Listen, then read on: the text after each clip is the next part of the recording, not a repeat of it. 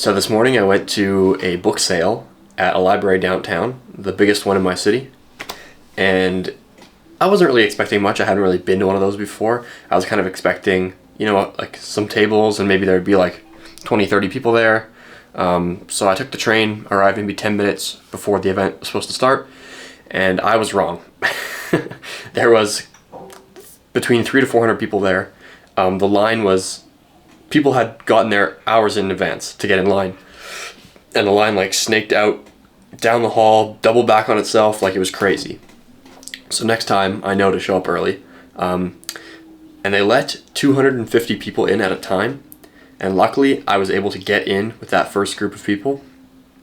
And yeah, it's if you've ever been to like Goodwill bins where they like bring out the bins, everyone lines up and kind of just like gives it a go like all at once. You're kind of just grabbing and going like as fast as you can.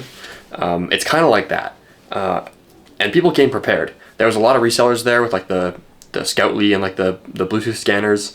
There was people with like wagons and like dollies and like filling up with a lot of books. Yeah, so there's a few books that I bought that I'm going to show you that I got kind of by mistake. Like if I would have had more time, I probably wouldn't have bought it. But I saw the authors, or I saw the name, and I just picked it up because it's so cheap. It's $1 per book. So even if you make a mistake, it's not that big of a deal. So yeah, like it was crazy. Like the next one is in late September, and I'm definitely gonna go to it. So I'm glad it was a success, right? I took the day off work to go. Which if you aren't into books, that seems stupid, but it was fun. I got to take the train downtown and everything, so it was good. So yeah, let's get into it. I got 2 stacks of classics and then a stack of teen fiction and a few CDs. So first up here, I've got some Charles Dickens. I am collecting him up on the shelf right there. I got Nicholas Nickleby. So I've only read a few Dickens. I haven't read any of his longer stuff. So, I mean, you can't really go wrong, but there it is. This isn't classics. I guess it's more like philosophy, but Boethius' Constellation of Philosophy. I don't know if we can focus on that. Lighting's kind of bad. So there you go. Don't know, again, too much about this one. I just recognize the title. And for $1, again, like, I'm kind of just like picking up everything that I see because it's $1. So, even if I make a mistake, it's a $1 mistake. This, again, not classic, but this is psychology. So, famous French psychologist Jean Piaget, here's an English translation called The Child's Conception of the World. When will I read this? Hard to say. It was $1. I'm gonna keep repeating that over and over.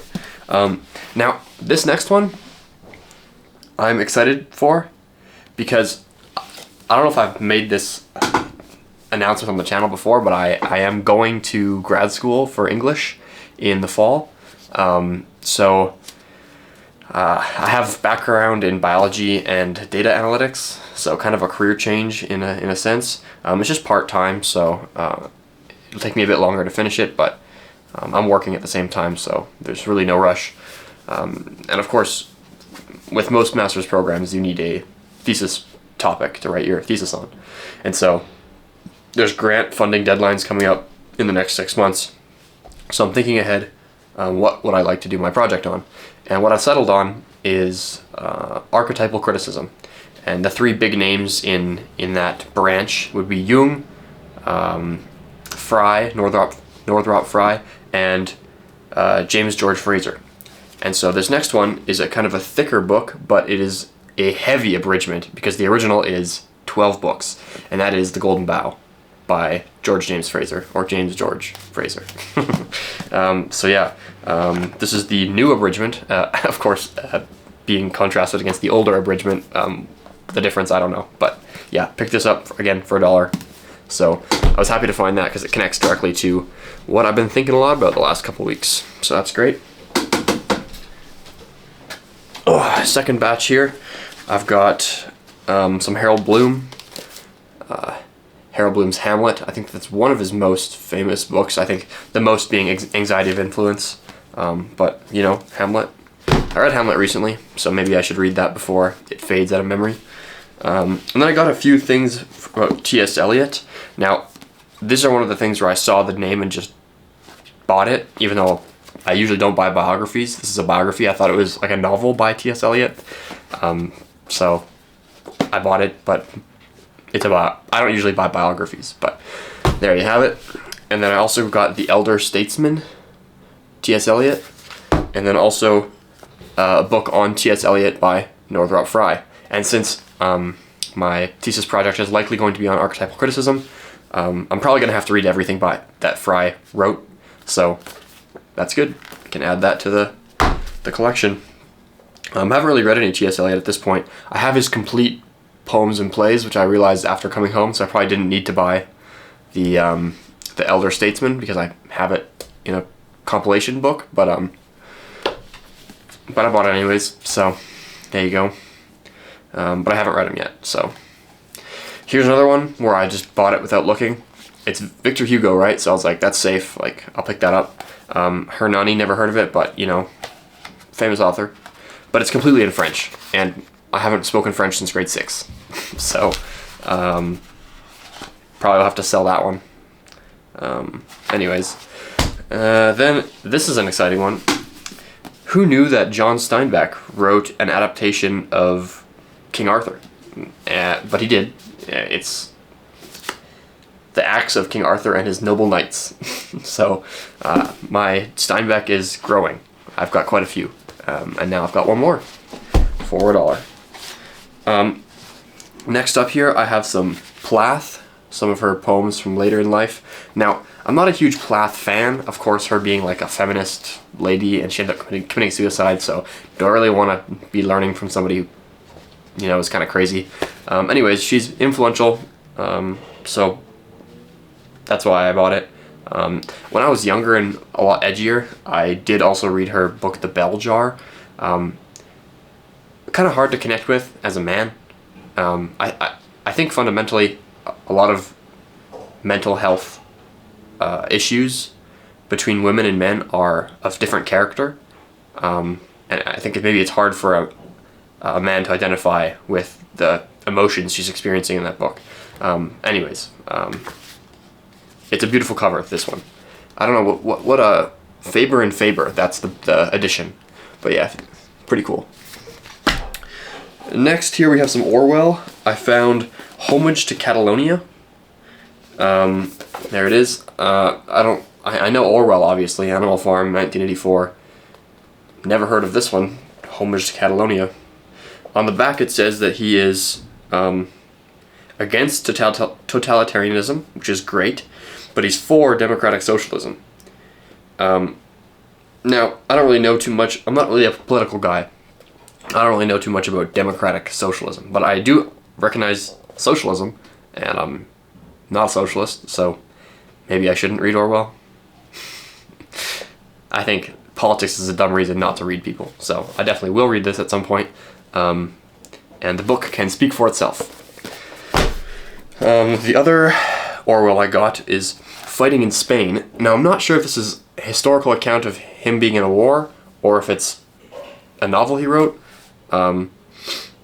The back makes it seem as though it's historical.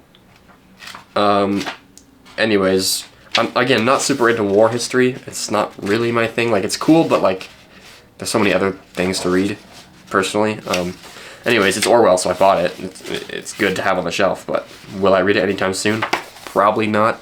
That's why they call collecting books and reading books two different hobbies, because this is a book I'd collect but not read. Anyways, this one I was super happy to find.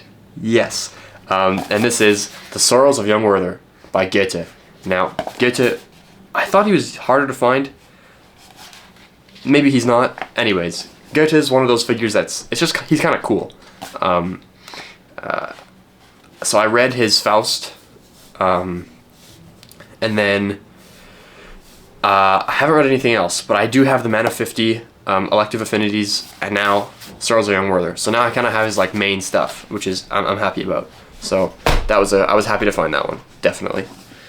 Then the last classic I have here is James Joyce's Finnegan's Wake. Now, I don't know too much about Finnegan's Wake, other than I've heard that it's completely unreadable, which was confirmed by the fact that when I opened to a random page, at least half the words were things that I don't think are real English words. Now, like, here's just a random sentence. It says, "Now peel your eyes, my gins, and brush your satin hat. Me elementator Joyclid, son of a butt, she's mine, Joe lure jure. Be Skibberding's eagles, sweet tart of Whitney's archway." Like, what?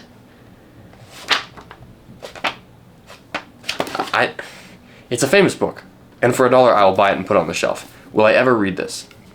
Someone would have to really convince me hard, okay, to torture myself. But, hey, maybe this is like, you have to be like wizard level to read this. Like, maybe when I'm like 80 and I've read every book under the sun, I will happily tackle this one.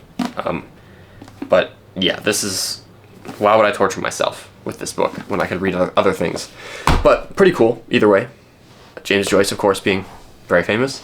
I'm trying to figure out if I have anything else by him.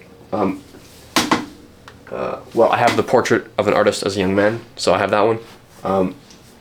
I think, was it Joyce that also wrote Ulysses? I don't think I have that yet, but something definitely to keep an eye out for sure.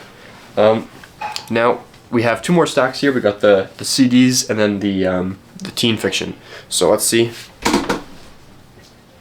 So I found this one, which I was kind of excited to find because this is a book that I read in probably elementary, and I have memories of it, but I didn't remember what the title of the book was or that the book even existed. I just had memories from a book, and I didn't know where they were from. And as soon as I saw the cover, I somehow knew this was the book, and that's City of Ember. Now, the memory I have of this book is that it's like completely dark. They live underground, and they gotta like work on these pipes underground, and then there's people that run around like messengers. Anyways, I don't really have a lot of specific memories, kind of just like nebulous dream memories, kind of. So this book, I don't know why, I don't even know if it's good, but it holds like a special place in my subconscious for some reason. Anyways, next one here, I'm collecting Roald Dahl, so any Roald Dahl I don't have, I pick up. This was Going Solo. I don't know what it's about, but my Roald Dahl, you can't quite see it. It's up in the corner there. Oh no, one higher, I think. You can't see it. Yeah. So I'm getting pretty close. I've got a lot of his stuff. That's good. Also, I found Coraline for $1. Now, I know this is like a stop motion movie that's highly critically acclaimed. So I didn't know it was a book. I mean, of course, most things are books first, but I didn't know. So that's pretty cool. I guess, how long is it? Maybe I'll read it soon if it's the text. Yeah, it's like a kid's book. I could read it probably in one sitting. But yeah, cool. And then I have some of the Fablehaven books. Now, I don't think I ever fully read through Fablehaven as a kid, but I definitely read the first couple books. And again, I have nebulous memories of this series. Now, Brandon Mull, great guy. I think he's a Mormon, kind of weird. Anyways, good writer. All right, so I read Beyonders as a kid. My memory of that being, of course, Mulberry Pie and the shape-shifting guys that can just disconnect their body parts. Super cool. Super inventive. I loved that series as a kid. Really good. So these aren't all the Fablehavens. This is book 2, 3, and 5, so I'm missing 1 and 4.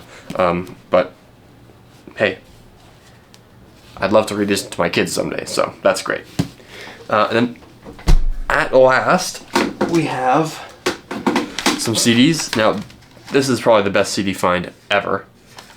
Is the LMFAO, like OG CD, like I'm Sexy and I Know It. What else does it have on here? Anyway, I'm Sorry for Party Rocking. Party Rock is in the house tonight, right? Or that's Party Rock Anthem. Yeah. Anyways, really good. I also got Armand van Buren, some trance CD, cool. and then Metallica's Master of Puppets. Now I wouldn't necessarily try to characterize my music taste based on these 3 CD selections. I basically just listen to whatever big names I can find at the thrift store. That's my music taste right now. And then lastly, I got this Led Zeppelin CD, which I got scammed because I didn't check. It's my fault. It's my fault I got scammed because I didn't check and there's no CD in there. So someone probably stole it, but that's annoying. Anyways, straight in the garbage. But yeah, anyways, that total ran me $26, $27, something like that, for all those books. So again, insane deal. Definitely going to the next one. Yeah. See you next time.